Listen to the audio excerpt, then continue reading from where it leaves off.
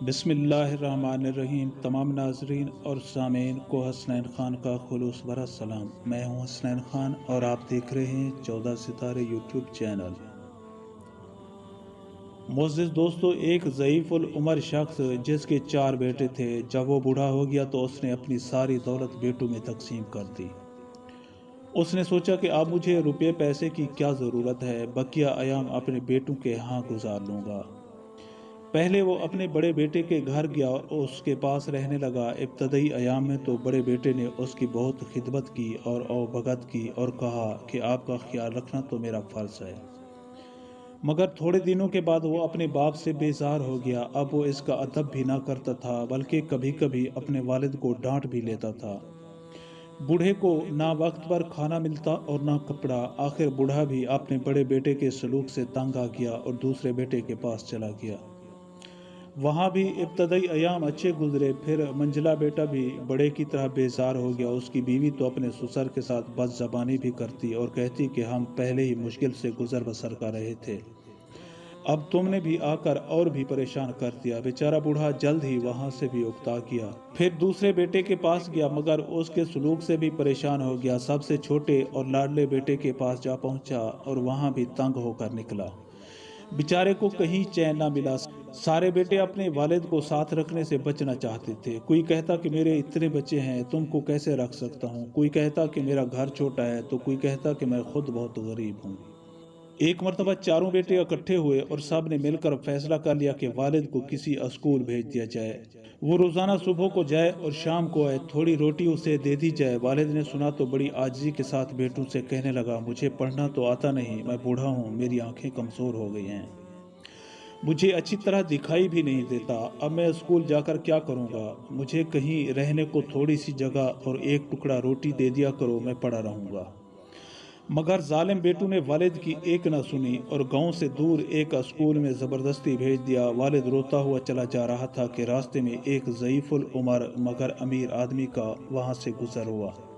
اس نے گھوڑے سے اتر کر پوچھا کہ کہاں جا رہے ہو؟ اسکول جا رہا ہوں، ضعیف العمر اور مظلوم والد نے جواب دیا۔ امیر آدمی نے حیرت سے کہا کہ بڑے میاں، اس عمر میں اسکول جاؤ گے؟ یہ تو تمہارے گھر میں آرام سے بیٹھنے کے دن ہیں۔ مظلوم والد نے اپنی پوری کہانی سنائی تو امیر آدمی نے کہا کہ بڑے میاں، اسکول جانے کا خیال تو ہے بیکار، مگر تم غم نہ کھاؤ، میں تمہاری مدد کروں گا۔ یہ کہہ کر اس نے اپنی جیب سے ایک تھیلی نکالی اور اس میں کوئی چیز بھر دی۔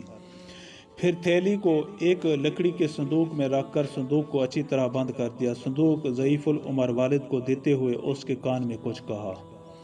ضعیف العمر والد صندوق لے کر خوشی خوشی گاؤں واپس پہنچا۔ بیٹوں نے جو دیکھا کہ والد صاحب ایک صندوق بغل میں دبائے ہوئے چلا آ رہا ہے تو سمجھ گئے کہ اس میں ضرور کچھ دولت ہے۔ انہوں نے اپنے والد سے یہ نہ پوچھا کہ تم اسکول کیوں نہیں گئے، بلکہ سب خاطر تواضع میں لگ گئے، ہر ایک اسے اپنے گھر چلنے کو کہتا۔ پھر انہوں نے والد کو خوب کھانا کھلایا۔ کھانے پینے کے بعد بوڑھے نے کہا کہ میرے بچے، اپنی جوانی میں نے کچھ دولت جمع کر کے جنگل میں دفن کر دی تھی، مجھے اس کا خیال نہیں رہا تھا۔